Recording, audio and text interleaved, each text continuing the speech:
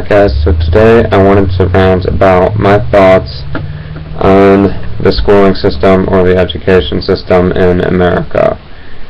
Now, this isn't going to be a video talking about public versus private schools or anything like that. Alright? Now, a lot of people are going to say, oh, public schools are bad and private schools are good or whatever. That's not what this video is about. This goes more deeply into what our education system is about, what it claims to do, and how it functions, and somewhat how it started. So, anyways, where should I begin? I know the type of education most of the world goes by started off in Prussia. I don't know if you knew that, but its original intentions were not to help people be successful, which is what high schools and colleges blast all the time. Go through our system, you'll be successful. That's not what it was about. It was about turning people into obedient workers and soldiers, which is why in school they'll tell you just have a hard or good work ethic and work really hard, and the more work you do, the more successful you're going to be, which isn't true. You mean, who works harder, the king or the king's mule? Who's more successful? You know, I'm not saying that working hard is a bad thing, but it's certainly not an ends-all. Alright, like, our education system will have you thinking, because you actually have to, like, use logic and think. You can't just work really hard and expect to become successful. You mean, like, successful. You don't think that fast food restaurant workers work hard. Oh, they do, but they don't make a lot of money. You know, working hard is not the big key to success. It's only a part of it. And again, it's certainly not an ends-all. And just like I'd advocate working hard, I also advocate, you know, free time as well. Which brings us to the original reason why I started criticizing our education system. First of all, I began to criticize the government, which I've done ever since I was a little child, but I really got into libertarianism, and then I started criticizing our education system when I realized that people didn't have free time. Like, for me, high school was easy. Middle school was terrible. I was doing so much homework in middle school, but high school, once I got past my freshman year, I was kind of like, I was getting good grades, but I was slacking off. Like, I didn't need to do anything to get good grades, and so, that was good. But I had friends they took all the hard classes, and they would complain, or they would say that they had absolutely no free time, but they believed that this was worth it because they're going to get into a good college, and that was going to make them successful. And I can go into, like, a whole big argument about how that's not usually true, or that's not usually the case, but that's the main thing, is because, I believe in, like, balancing out, like, your free time with time you spend working. You know, I think it's a healthy way to look at life, but that's when I first started criticizing it. And since then, I've done tons of research on how, like, college is a scam, and how education is meant to just brainwash you, and all this stuff, because to be honest, I really felt bad for them. No, I just think they're kind of stupid, but oh well. But yeah, I went into that whole, rant or whatever, that whole research, and finally now, or recently, I have come up with a very practical, very logical, very quick, very clean-cut argument on what is mainly wrong with education in America. So, let me begin like this.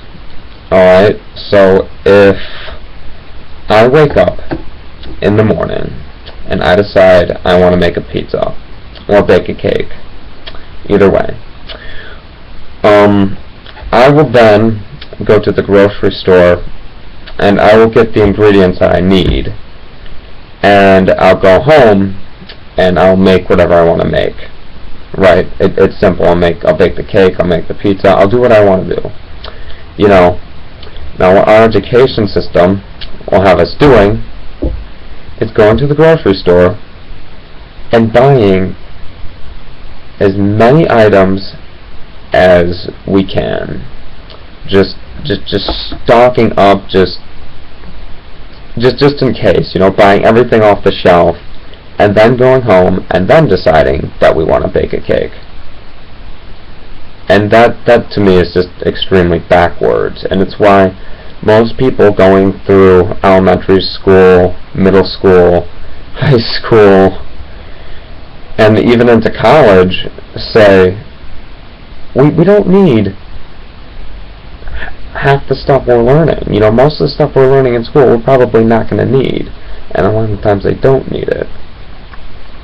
So then, if that's the case, why do we have this system up? It's backwards. It's teaching you all this random pointless information and making you do all this nonsensical work that you're probably not even going to need first, and then you decide what you want to do. Whereas with the way I look at it, I'm thinking if you have a goal, you set out for it and you reach for it and you grab it.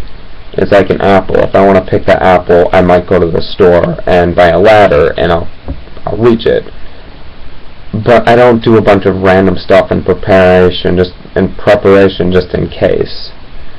I guess it works for survival preppers, but not in the case of education at all.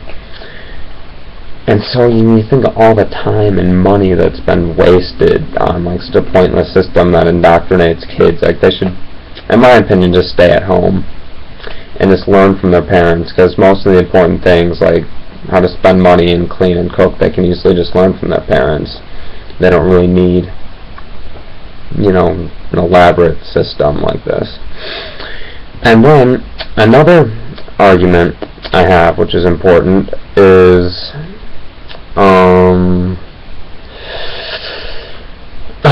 so people will say that, oh look, this person drops out of high school and now is a complete failure and he can't go anywhere in life. So, that must mean education is important. It must really get you somewhere if this person is a dropout and they didn't go anywhere in life, right? And I look at that and say, no, not really. And here's the thing, because I've already just proven a second ago that the whole system is ineffective, it's flawed, it's a waste of time and resources and money. It's backwards according to normal logic and reality. So then why is it that people say, or people fail for not making it through the system? Well, here's sort of how it works. If there's a superstition that it is good luck to wear an orange shirt on Thursday, and it's bad luck to wear a purple shirt on Thursday, right?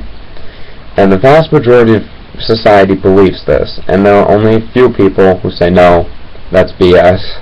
We're not going to believe in luck or magic or superstition or anything like that.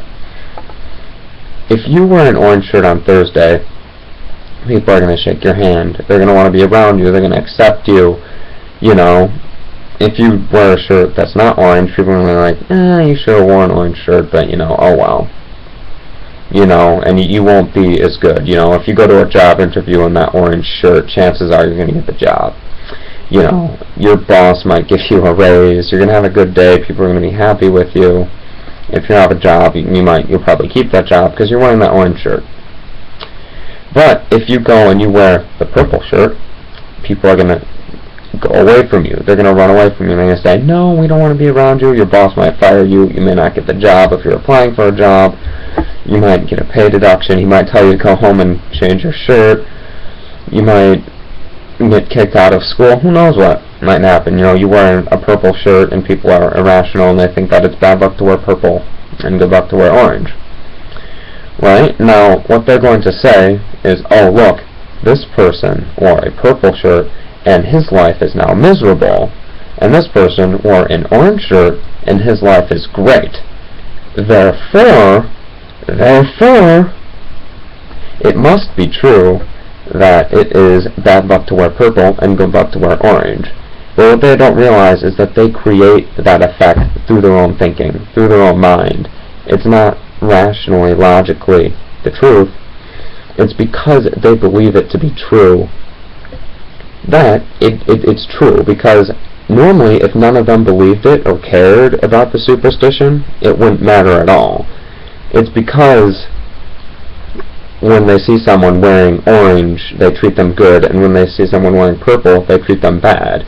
If they would just stop, it wouldn't happen. You see what I'm saying? It's a superstition. There's no magic behind it. It's all their own creation in their heads.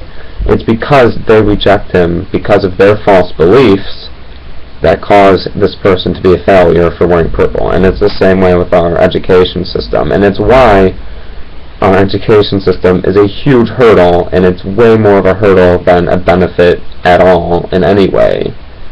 Because, I could make it in life without spending countless hours on all this BS that I'm probably never going to need. I could easily make it. So why don't I just drop out? Because society won't let me drop out, because it's prestige. They think that it's necessary, and if I drop out, then therefore they're going to assume that I'm a failure and I can't make it in life, which isn't true. So that ultimately is why I stay in, and why our education system is a hurdle, because it creates a reason for people to make it through it, even though it's not necessary in any way. People think it is, and therefore it is, because they have the delusion that it is. They create an environment within society in which that it is, by not wanting to hire a high school dropout or give him proper education that he is actually going to need throughout his life, because he was a high school dropout. Whereas they could just give this person their education, give them benefits, give them the job, whatever, and they might do it just fine. It's the fact that they think it's necessary, as I've kept saying, that it becomes a problem. Just like purple shirts being a bad luck. It's not bad luck until everyone treats you bad for wearing it, because they all believe it is, because they all have the delusion that it is. It's the same exact way. And so, I don't know. I'm a libertarian free marketer. I have no idea how education would work in a truly free society, which is the type of society I would approve of. But I do know that it certainly wouldn't waste this time, because capitalism is about incentive, and there's no incentive in our education system. Why do people constantly come in late, and then the teachers say, if you had a job, this would never be acceptable? Well, because when you're in a job, you're getting paid, and there's an incentive to come in time and please your boss. But in school, there's no incentive. They're just going to give you a referral or something, and you're not getting paid anything. And again, it's BS. And so, honestly, within a free market system, this whole waste of time would simply exist, because in capitalism, there's no time or money for wasting resources on something you don't even want to do.